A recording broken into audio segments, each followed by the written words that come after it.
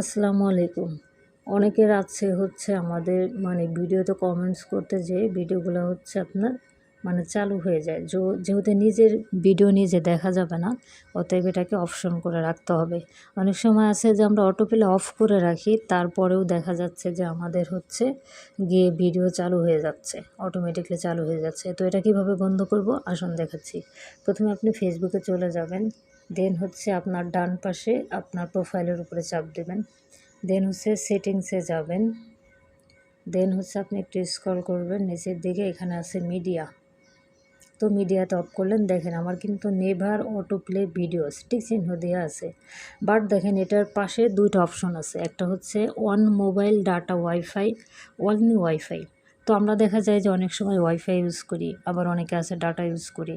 তো আমরা যখন এটা অন করে আমরা যখন ওয়াইফাই অন থাকে তখন automatically auto play never tick চিহ্ন দেওয়া থাকলেও ভিডিওগুলো হচ্ছে আপনার অফ হয়ে যায়। তো তখন আপনি কি করবেন, তখন হচ্ছে দেখা যাবে যে আপনি যে মিডিয়াতে যে নেভার অটো প্লে যে ভিডিও উপরটাতে গেলেন, ঠিক আছে, only wifi on wifi only, then হচ্ছে আবারও নেভার অটো প্লেস ভিডিও এটাতে দিয়ে দেবেন।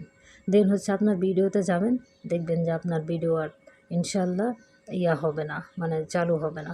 তো প্রত্যেকবারই যখনই এই প্রবলেমটা ফেস করেন আপনি ততবারই এই কাজটা করুন।